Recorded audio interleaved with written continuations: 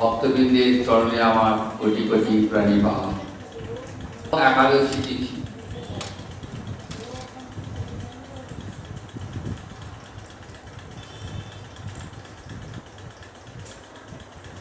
বৈষ্ণব জগতের কাছে এক অতি বন্দনীয় তিথি।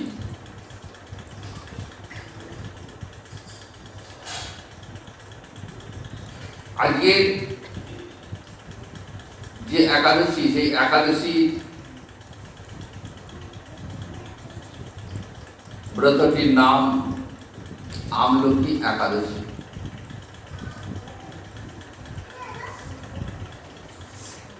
তো এই আমলকি একাদশী কেন নাম হলো? আমরা একাদশীর মাহাত্ম্যে দেখি যুধিষ্ঠির ভগবান শ্রীকৃষ্ণের কাছ থেকে একাদশী ব্রতের মাহাত্ম্যের কথা জানতে চায়।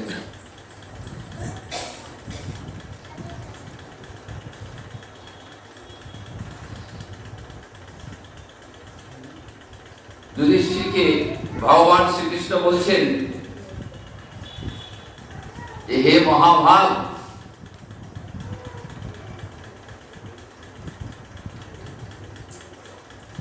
মানধাত্তার প্রশ্নের উত্তরে মহাত্মা বশিষ্ঠ এই আমলকি একাদশীর মহিমা কীর্তন করেছিলেন।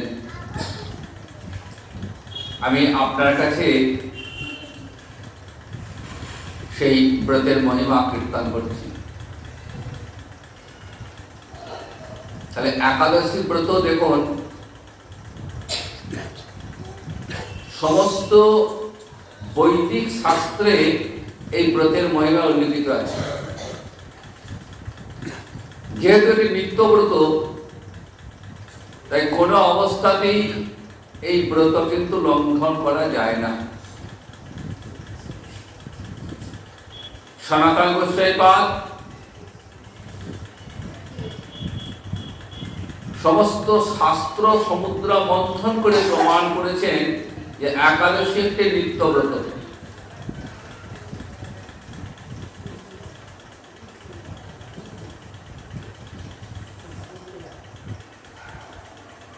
বেদ, পুরাণ, রামায়ণ, মহাভারত প্রত্যেকটি বৈদিক শাস্ত্রে একাদশীর মাহাত্ম্য বর্ণিত হয়েছে।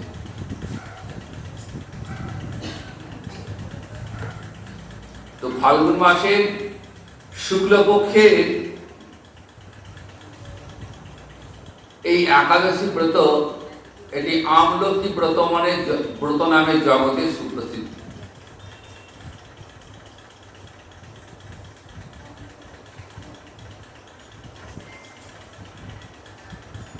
এই ব্রত করলে কি হয়?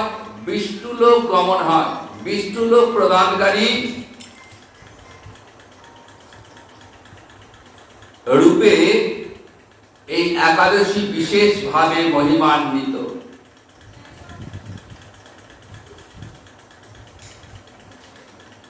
আজকে এই একাদশীতে ভগবান শ্রীহরিকে আমলকি দিয়ে সেবা করতে হয়। এই একাদশী তিথিতে আমলকি বৃক্ষের তলে রাত্রি জাগরণ করলে সহস্র গাভী দানের ফল লাভ হয়। সহস্র গাভী দান করলে যে ফল লাভ হয়, আমলকি একাদশীতে আমলকি বৃক্ষের তলে রাত্রি জাগরণ করলে সেই একই ফল লাভ হয়। ভগবান শ্রীকৃষ্ণ বলছেন, হে পাণ্ডু নন্দন, পূর্বে ব্রহ্মার রাত্রিতে দৈনন্দিন প্রলয় উপস্থিত হলে, দেখুন আমাদের একদিন এক রাত যেমন হয়, 24 ঘন্টায় 12 ঘন্টা দিন, 12 ঘন্টা রাত, ব্রহ্মার সৃষ্টিকর্তা লোক পিতামহ ব্রহ্মার দিন রাতটা কিন্তু আমাদের মতো নয়।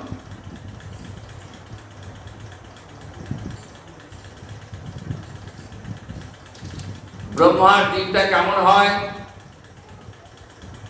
সত্য, ত্রেতা, দাপর, কলি, এই চারটি যুগ নিয়ে হয় চতুর্যুগ। এরকম ৭১টা চতুর্যুগ আসলে তবে হবে একটা মন্বন্তর। এরকম 14টা মন্বন্তরে ব্রহ্মার একদিন, ঠিক একইভাবে ব্রহ্মার এক রাত।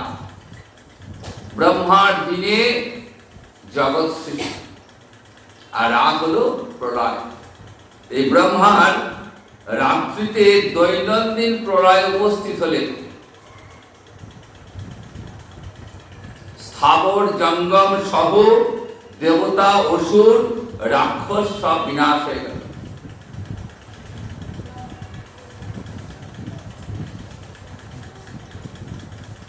গোটা বিশ্ব প্লাবিত, শুধু জল আর জল, চারিদিকে জল। ভগবান কারণ সমুদ্রে অবস্থান করছেন, আর ভগবানের মুখপদ্ম থেকে চন্দ্র বর্ণে এক বিন্দু জল ভূমিত করল, এক বিন্দু জল পড়ল, আর সেই জলবিন্দু থেকে এক বিশাল আমলকি বৃক্ষের উৎপন্ন।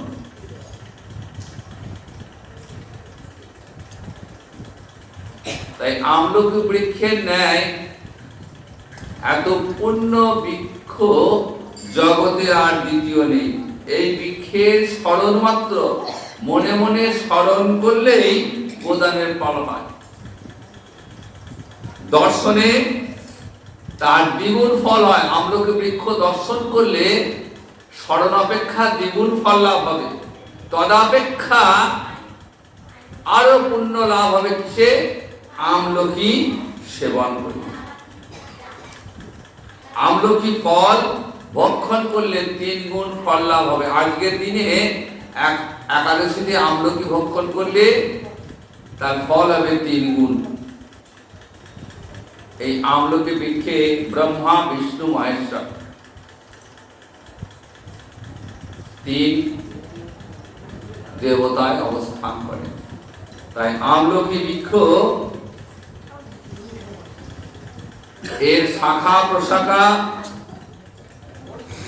প্রতিটি পাতায় ঋষিগণ, দেবতাগণ, প্রজাপতিগণ বাস করেন, এবং এই বৃক্ষকে বলা হয় যে সমস্ত বৃক্ষের মধ্যে আদি। এবং আমলকি বৃক্ষ হলেন পরম বৈষ্ণব। তাই সমস্ত ব্রতের মধ্যে শ্রেষ্ঠ একাদশী, আবার একাদশী ব্রতের মধ্যে আমলকি ব্রত আর শ্রেষ্ঠ। তাই আমলকি ব্রত কেমন করে প্রচলন হলো? প্রাচীনকালে বৈদিশ নামে এক প্রসিদ্ধ নগর ছিল, এবং সেই নগরে চৈত্ররথ নামে এক রাজা রাজত্ব করতেন। চন্দ্রবংশীয় পাশবেন্দুক রাজার পুত্র রূপে তিনি জন্মগ্রহণ করেন। অত্যন্ত শক্তিমান, ঐশ্বর্যশালী ছিলেন, শাস্ত্র জ্ঞানেও ছিলেন অসাধারণ পারদর্শী, এবং তার যে রাজ্যের পরিধি, সেই রাজ্যের সর্বত্রই মনোরম আনন্দপূর্ণ এক দিব্য পরিবেশ লক্ষ্য করা যেত। প্রজা ছিলেন সকলেই বিষ্ণু ভক্তি পরায়ণ, এবং রাজ্যের সবাই একাদশী ব্রত পালন করত। রাজ্যের কোথাও কোনো অমঙ্গল ছিল না, সবাই সুখে শান্তিতে বসবাস করতেন, এবং রাজা চৈত্ররথ প্রজাদের নিয়ে অত্যন্ত সুখে দিন যাপন করতেন। তো ফাল্গুন মাসের শুক্লপক্ষের দ্বাদশী যুক্তা আমলকি একাদশী তিথি সমাগত হল। রাজ্যের সকলেই এই ব্রত পালনের সংকল্প নিলেন। প্রাতঃ স্নান করে প্রজাদের নিয়ে ভগবান শ্রীবিষ্ণুর মন্দিরে যান। সেখানে সুভাষিত জলপূর্ণ কলস, ছত্র, বস্ত্র, পাদুকা, পঞ্চরত্ন ইত্যাদি সাজিয়ে ভগবান শ্রীবিষ্ণুর সামনে স্থাপন করলেন। তারপর ধূপ দ্বীপ সহকারে মুনি ঋষিদের দ্বারা শ্রী পরশুরাম মূর্তি সমন্বিত আমলকি পূজা করলেন। হে পরশুরাম, হে রেণুকার সুখবর্ধক, হে ধাত্রী, হে পাপনাশিনী আমলকি তোমাকে প্রণাম। আমার অর্ঘ্য জল গ্রহণ করো। এইভাবে দিনে যথাবিধি পূজা, স্তব, স্তুতি, নৃত্য গীত করে রাজা ভক্তি ভরে বিষ্ণু মন্দির রাত্রি জাগরণ করতে লাগলেন। হরিবাসরের একটা অঙ্গ হচ্ছে রাত্রি জাগরণ। হরিবাসর, বাসর শব্দের অর্থ হলো দিন। ভগবান শ্রীহরির অত্যন্ত প্রিয় দিন হচ্ছে এই হরিবাসর একাদশী। তাই এই তিথির আর এক নাম মাধব তিথি। যেমন আমরা বিবাহ বাসর বলি,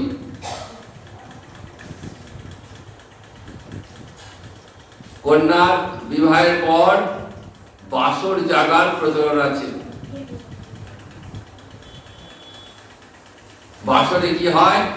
নৃত্য গীত আনন্দ অনুষ্ঠানের মধ্য দিয়ে রাত্রি জাগরণ চলে। সারা রাত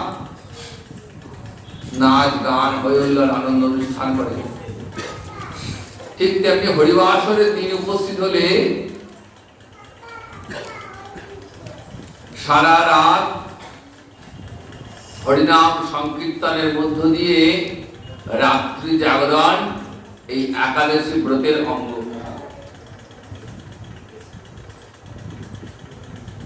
একাদশীর দিন বেশি বেশি জপ করলে তার ফল হয় অত্যন্ত শুভ। এই ব্রত যে পালন করে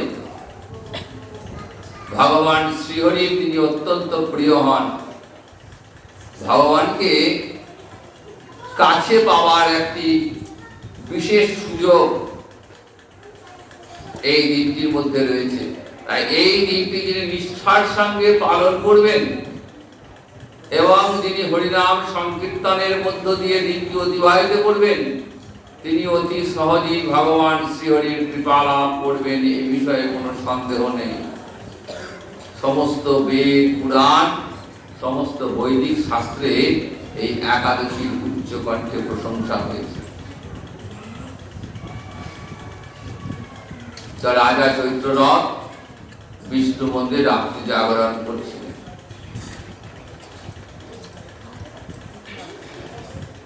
তো সেখানে একটি ব্যাগ উপস্থিত হয়।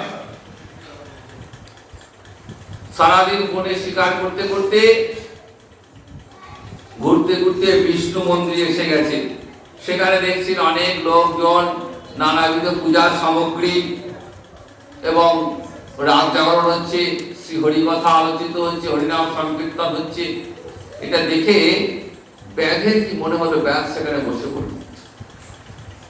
সারাদিন ক্লান্ত, ঘুরে ঘুরে খাওয়া দাওয়া কিছু উপবাস, এবং রাত্রেবেলা তো কোনো খাওয়া জোটেনি, কিন্তু বিষ্ণু নাম শ্রবণ করতে করতে তার রাত্রি অতিবাহিত হয়ে গেল। জলস্পর্শ করলেন না। পরের দিন প্রভাত হলে ওই ব্যাগ গৃহে ফিরে গেল।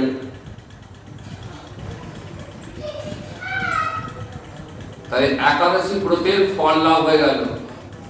যে সে একাদশী নয়, আমলকি ব্রতের ফল লাভ করলেন ওই ব্যাগ, না জেনেই করলেন।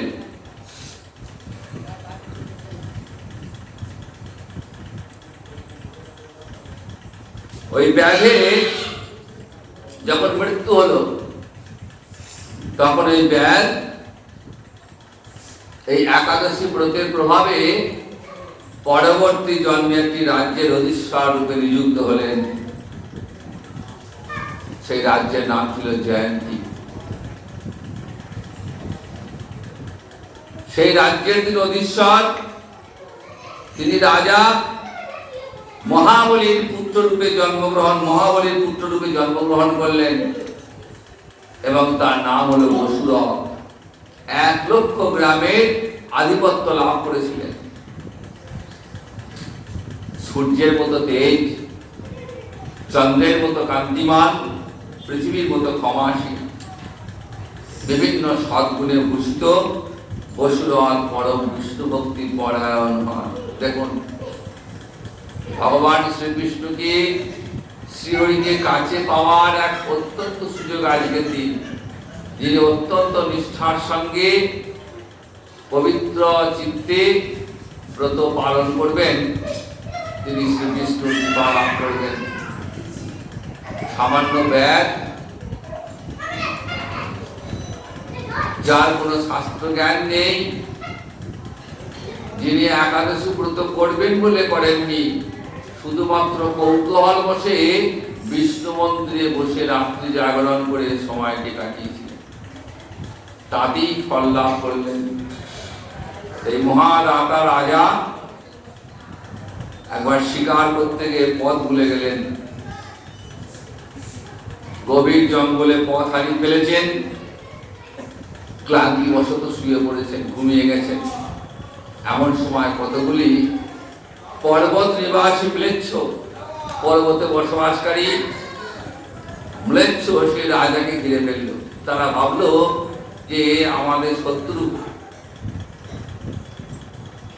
এবং শত্রু ভেবে তাকে যে বধ করতে উদ্যত হলো, অদ্ভুত ব্যাপার, তার অঙ্গে যতবার আঘাত করে একবারের জন্য তার অঙ্গে আঘাত লাগলো। শুধু তাই নয়, সেই রাজাকে রক্ষা করবার জন্য ওই রাজার শরীর থেকে নানা অলঙ্কারে ভূষিতা এক পরমা সুন্দরী নারী শক্তি আবির্ভূতা হলেন। সেই নারী অল্প সময়ের মধ্যে সকল পাপী ম্লেচ্ছকে নিধন করলেন। রাজা নিদ্রাভঙ্গ হলে রাজা দেখছেন যে ভয়ানক হত্যাকাণ্ড ঘটে গেছে, তার চারিপাশে প্রচুর অচেনা মানুষ মৃত হয়ে পড়ে রয়েছে। মনে মনে বলছে, আহা, কে এমন আছে যে আমার শত্রুকে হত্যা করে আমার প্রাণ রক্ষা করলে আমার কৃপালু কে আছে? আমি তার প্রতি আমার কৃতজ্ঞতা প্রকাশ করছি। এমন সময় দৈববাণী ভগবান কেশব ব্যতীত শরণাগতকে রক্ষা করবার জন্য আর কেই আছেন, তিনি শরণাগত পালক।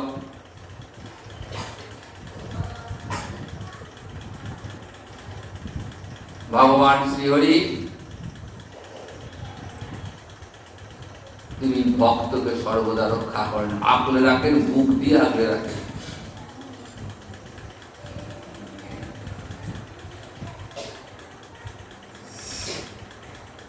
কারণ তিনি নিজ মুখে বলছেন দুর্বাসাকে, দেখো দুর্বাসা, আমার ভক্তের যদি কেউ ক্ষতি করে,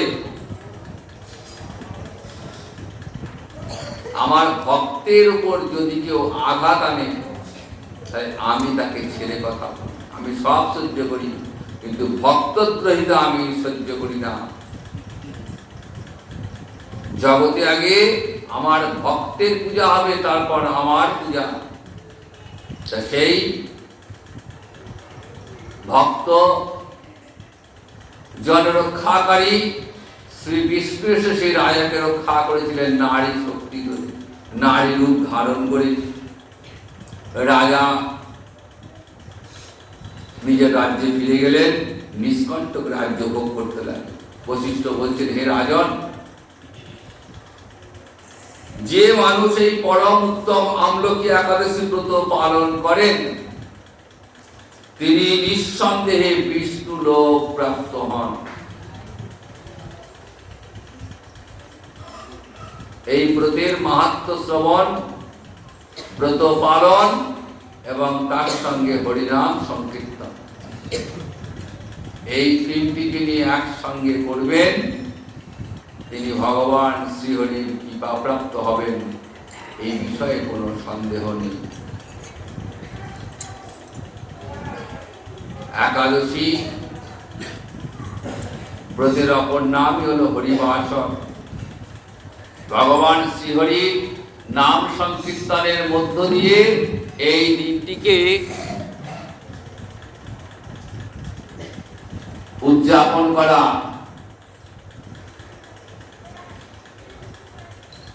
প্রত্যেকের কর্তব্য। একাদশীর দিন উপস্থিত হলে স্বয়ং মহাপ্রভু শিবাসঙ্গনে হরিনাম সংকীর্তন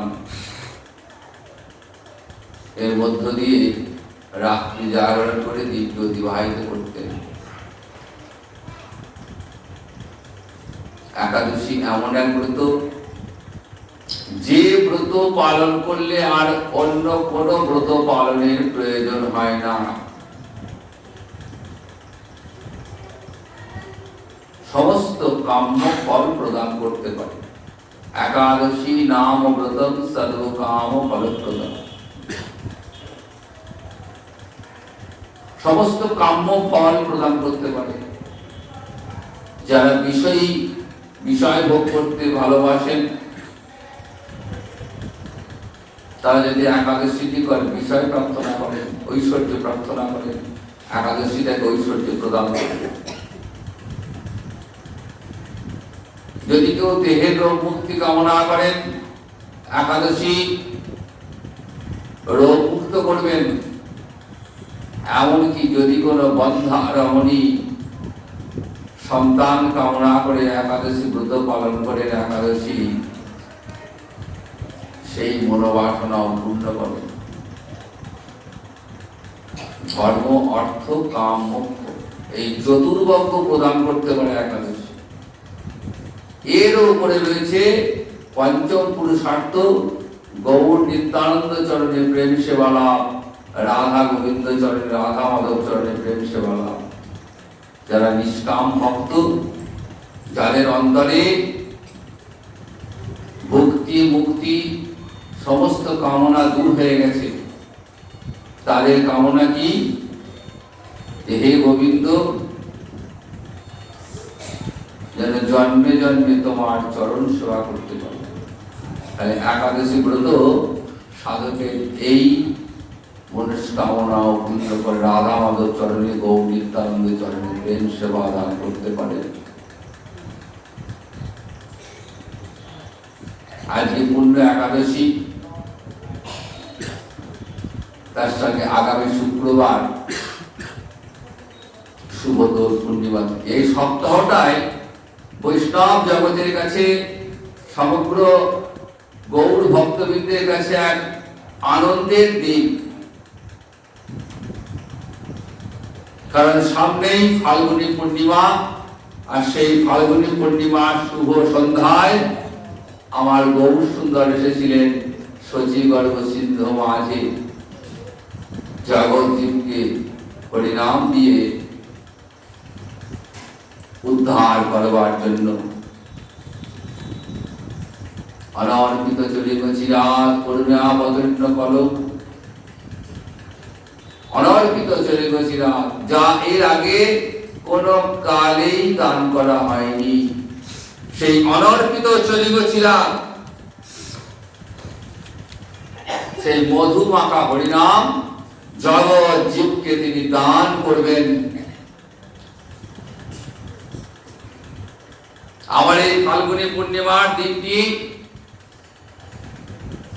দোল পূর্ণিমা।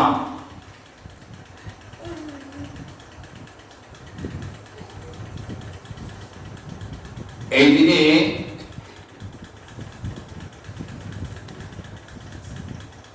হোলি খেলা শুরু হয়।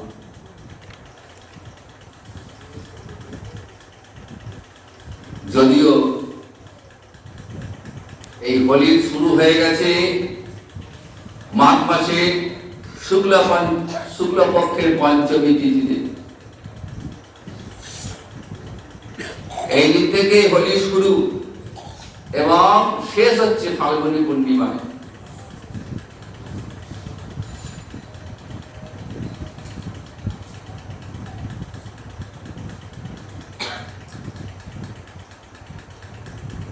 শুক্লপক্ষের পঞ্চমীর দিন থেকে ব্রজমণ্ডলে, গৌড়মণ্ডলে হোলি লীলা শুরু হয়ে গেছে।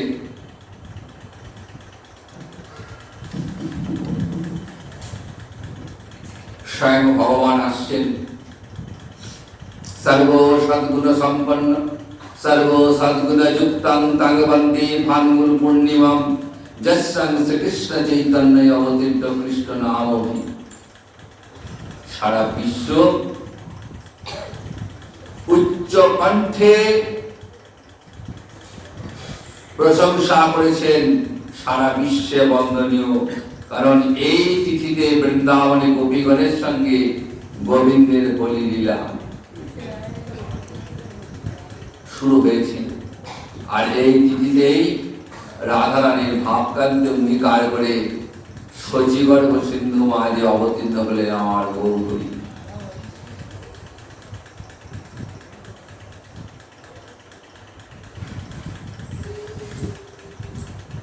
এই হোলি খেলার কেমন করে প্রচলন হলো? 40 দিন ধরে বৃন্দাবনে চলছে। বর্ষানায় তো প্রচুর ধুম, বর্ষানায় গোটা বৃন্দাবন আজ আবিরে আবিরে রাঙিয়ে উঠেছে। বহু প্রাচীন কাল থেকেই বসন্তকালে ফাগ আবিরের খেলা শুরু হয়। একে বলা হয় বসন্ত উৎসব।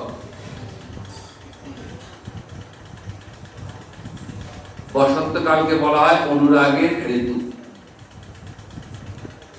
সেই অনুরাগের রংটি লাল, ভালোবাসার রংটি লাল।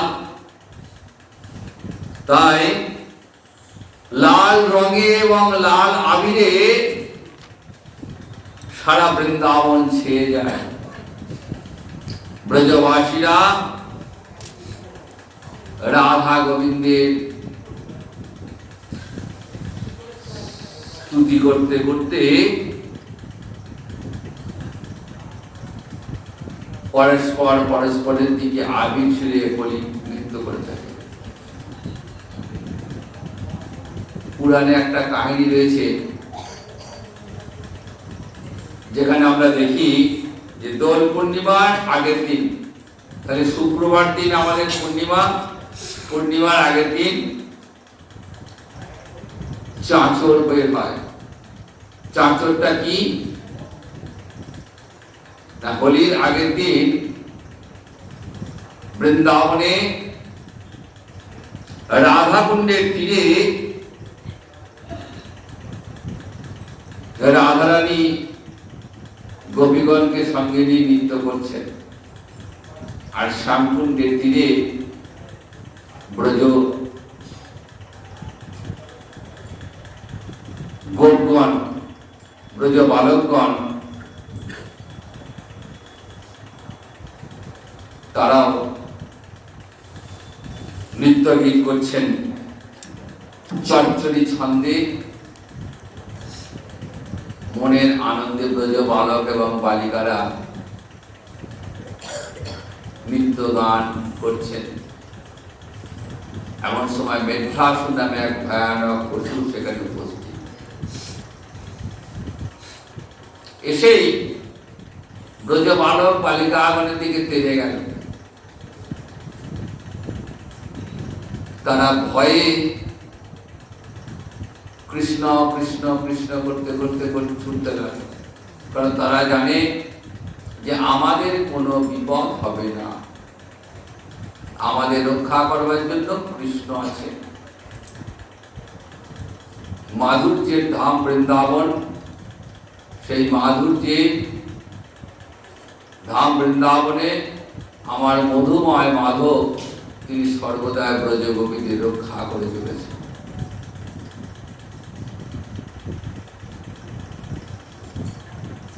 সকালে আর্তনাদ শ্রীকৃষ্ণের কানে যে পৌঁছেছে, তিনি ছুটতে ছুটতে সেখানে উপস্থিত হলেন এবং মেঘাসুরকে বধ করলেন। শরণাগত জনকে আশ্রয় দেওয়া এটা ভগবানের প্রতিজ্ঞা, ভক্ত রক্ষা শ্রীকৃষ্ণের একটা প্রতিজ্ঞা। তিনি নিজ মুখে বললেন, আমার চরণে যে আশ্রয় নেয় তাকে আমি রক্ষা করি। ভক্ত বিপন্ন হয়ে যখন ভগবানকে ডাকে, ভগবান ছুটে যান। গোপবালক গোপবালিকাগণকে অভয় দান করলেন এবং মুখ থেকে ভয়ঙ্কর অগ্নি বার করেছেন। কৃষ্ণের মুখ থেকে ভয়ানক অগ্নি বেরিয়েছে, আর সেই অগ্নিতে মেঘরাসুর পুড়ে ছাই হয়ে গেল। আবার সারা বৃন্দাবনে আনন্দের ঢেউ উঠল। আবার ব্রজ বালক বালিকাগণ চর্চরি ছন্দে গান গাইতে গাইতে পরস্পরের দিকে আবির নিক্ষেপ করতে লাগলেন। পিচকারি দিয়ে লাল রং পরস্পরের রঙে ছুটতে লাগলেন। এইভাবে হোলির আনন্দে সারা বৃন্দাবন মেতে উঠল। আবার কোন কোন পুরাণে আমরা দেখি যে ওই দিনে হোলিকাসুরকে বধ করেছিলেন। হোলিকাসুরকে বধ করার জন্য এর নাম হয় হোলি উৎসব। আর চর্চরি ছন্দে গান গিয়েছিলেন, তাই হোলির আগের দিন চাঁচ হয়ে বেরোয়। রাধা মাধবকে দোল দিতে দিতে ব্রজ গোপীরা রাধা মাধবের অঙ্গে আবির ছুটতে ছুটতে আনন্দ করতে করতে এগিয়ে চলেছেন। সেইটাকে স্মরণ করে চাঁচর উৎসব পালিত হয়। সেখানে কোন নদী বা জলাশয়ের তীরে আগে থাকতে একটা অসুর তৈরি করা হয় এবং চর্চরে ছন্দে গান করতে করতে এসে সেই অসুরটাকে পোড়ানো হয়। এর নাম মেরা পোড়া। মেঘরাসুরকে বধ করেছিলেন, তাই বলা হয় মেরা পোড়া। এবং পরের দিন আবির এবং রং খেলা। একটা দোলায় রাধা গোবিন্দকে চাপিয়ে হোলির গান গাওয়া হয়, তাই এর নাম দোল পূর্ণিমা। ব্রজগোপীরা গোবিন্দকে এবং রাধারানীকে কুমকুম এবং আবিরে লাগিয়ে দিয়েছেন। আর সেই সঙ্গে আনন্দে ব্রজগোপীরা সব নৃত্য করছেন, গান করছেন। বড় সুন্দর সেই গান। পরস্পরের দিকে আবির ছুটছেন আর গোবিন্দকে মাঝখানে ঘিরে রেখে গোপীরা বলছেন, আজ হোলি খেলবো শ্যাম তোমারি সনে, একলা পেয়েছি তোমায় নিধুবনে। আজ হোলি খেলবো শ্যাম তোমারি সনে, একলা পেয়েছি তোমায় নিধুবনে। কুমকুম মারিব তোমার বাঁকা নয়নে, আবির ছিটাবো তোমার রাঙা চরণে। আজ হোলি খেলবো শ্যাম তোমারি সনে, একলা পেয়েছি তোমায় নিধুবনে। ওহে শ্যাম বনমালী, ভাঙব তোমার নাগরালি। ওহে শ্যাম বনমালী, ভাঙব তোমার নাগরালি। তোমার চূড়াবাসী কের লব, তোমার চূড়াবাসী কের লব, দেব করতালি। আজ হোলি খেলবো শ্যাম তোমারি সনে, একলা পেয়েছি তোমায় নিধুবনে। একলা পেয়েছি হেতা, পালিয়ে যাবে কোথা, লালে রং করবো অঙ্গ নিরজনে। আজ হোলি খেলবো শ্যাম তোমারি সনে, একলা পেয়েছি তোমায় নিধুবনে। গোবিন্দের সঙ্গে কত রঙ রসে কথা করতে করতে আবিরের রঙে গোবিন্দকে রাঙিয়ে তুলেছেন। আর এই দোল পূর্ণিমাতেই অবতীর্ণ হলেন আমার গৌর সুন্দর রাধারানী ভাবকান্তে অঙ্গীকার করে রাধারানী অন্তরে সুধা আস্বাদন করবার জন্যই শ্যাম কৃষ্ণ রূপে নয়, এবারে গৌর সুন্দর রূপে সচিগর্ভ সিন্ধু মাঝ অবতীর্ণ হয়েছে। কবিরাজ গোস্বামী বলেছেন, ফাল্গুনী পূর্ণিমার সন্ধ্যায় প্রভুর জন্মোদয়, সেই কালে দৈব যোগে চন্দ্র গ্রহণ হয়। হরি হরি বলে লোক হরষিত হইয়া, জন্মিল শ্রী চৈতন্য গোসায় নাম লইয়া। 1407 শকের মাঘ মাসে শচী মায়ের গর্ভ সঞ্চার।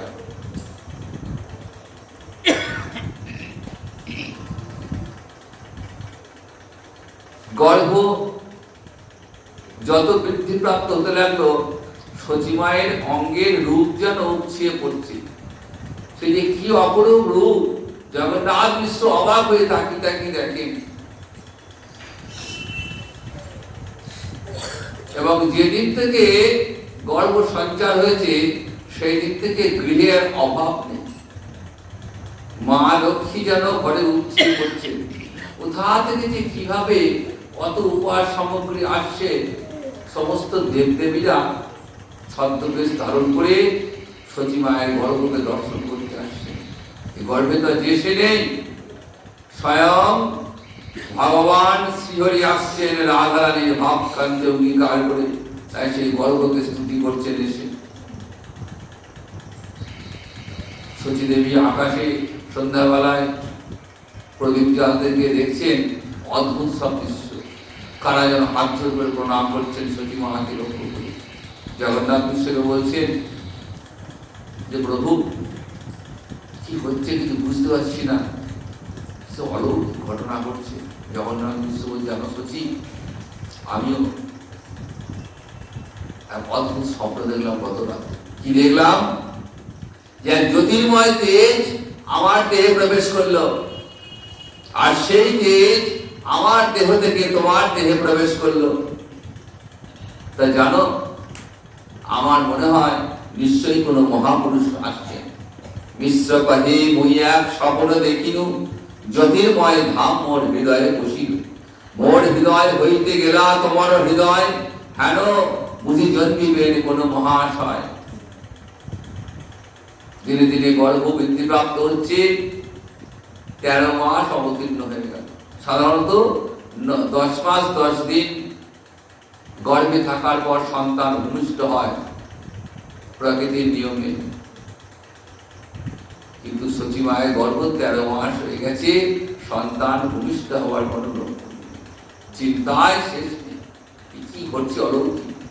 শচী মায়ের পিতা ছিলেন নীলাম্বর চক্রবর্তী, খুব ভালো গণক ছিলেন, জ্যোতিষী ছিলেন। তিনি গণনা করে বলছেন, মা তুই চিন্তা করিস না, কোনো চিন্তার কারণ নেই। আগামী ফাল্গুনী পূর্ণিমার শুভ দিনে তোমার পুত্র জন্মগ্রহণ করবেন। 1407 শকে মাসে ফাল্গুন পূর্ণমাসীর সন্ধ্যাকালে হইল শুভক্ষণ। নদিয়া উদয়গিরি পূর্ণচন্দ্র গৌহরি কৃপা করি করিল উদয়। পাপতম হইল না স্ত্রী জগতের উল্লাস, জগ হরি হরি ধ্বনি হয়। ফাল্গুনী পূর্ণিমার সন্ধ্যাকালে সিংহ রাশি সিংহ লগ্নে আমার গৌর সুন্দর এলেন। এর আগে শচী মায়ের পরপর 8টি সন্তান বিনষ্ট হয়ে গেছে। নবম গর্ভে বিশ্বরূপ এবং 10ম সন্তান রূপে এলেন আমার গৌর সুন্দর। কি অদ্ভুত ব্যাপার! যদি জন্মগ্রহণ করলেন সেদিন আকাশের চন্দ্রগ্রহণ, ফাল্গুনী পূর্ণিমা, তাতে আবার চন্দ্রগ্রহণ লেগেছে। গ্রহণ কেন লাগলো? কবিরাজ গোস্বামী পাদ সুন্দর ব্যাখ্যা করলেন। কি বলছেন? অকলঙ্ক গৌরচন্দ্র দিলা দর্শন, সকলঙ্ক চন্দ্রে আর কিবা প্রয়োজন। এত কহি রাহু বইল চন্দ্রের গ্রহণ, কৃষ্ণ কৃষ্ণ হরিনামে ভাসে তিরুবন। চন্দ্র ভাবছে, আকাশের চাঁদ ভাবছে অকলঙ্ক গৌরচন্দ্র আসছেন, ভগবান আসছেন, কোন কলঙ্ক যার নেই, এই অকলঙ্ক গৌরচন্দ্র আসছেন, তাহলে আমার আবার থাকার কি প্রয়োজন? তাই রাহু তাকে গ্রাস করেছে। আর সারা জগৎ হরিনাম করতে করতে স্বয়ং ভগবান শ্রীহরি পূর্ণতম ভগবান আসছেন শচীগর্ভ সিন্ধু মাঝে।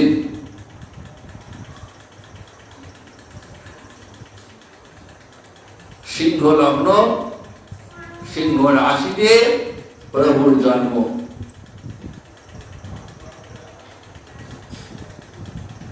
জন্মের পর সমস্ত দেব দেবীরা ছত্রবেশ ধারণ করে শচী দেবী সতীকা গৃহে আসছেন।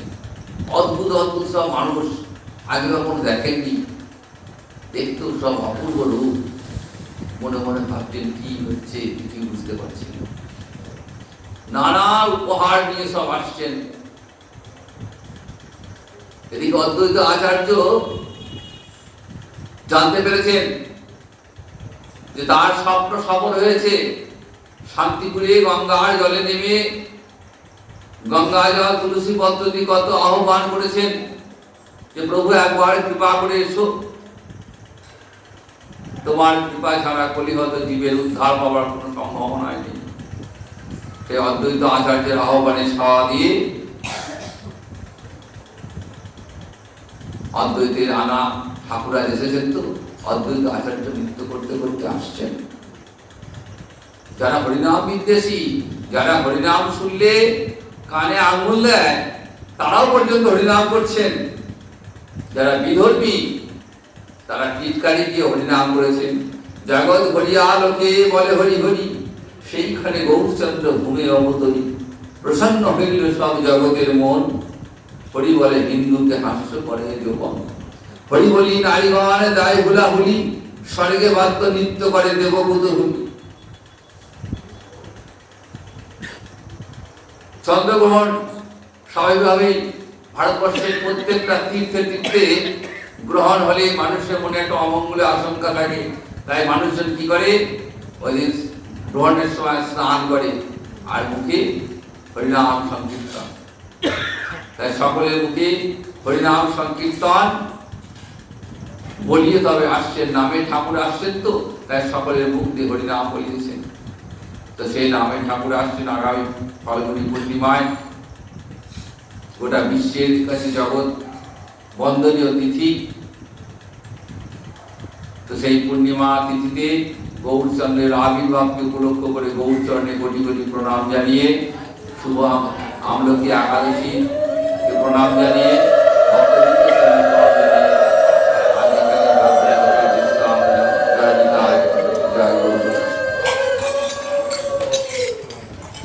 জয় জয় রাধে কৃষ্ণ গোবিন্দ, জয় জয় রাধে রাধে গোবিন্দ, রাধে গোবিন্দ, জয় জয় রাধে কৃষ্ণ গোবিন্দ।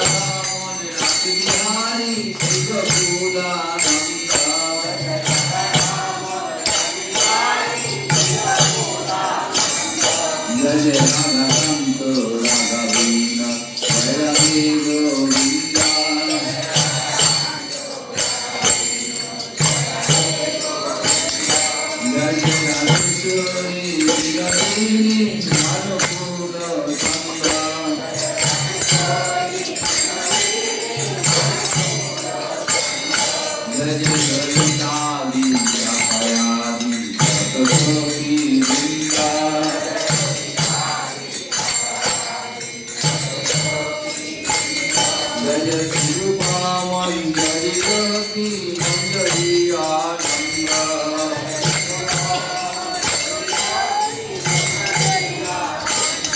জয় পদ্মাসী কুম্ভদাতা জয় বীরা বৃন্দা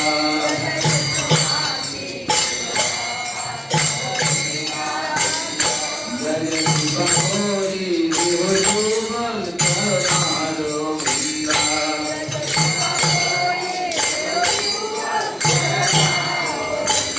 জয় আকুল গানে গাইতে গাই জয় ঠাকুর বৃন্দা।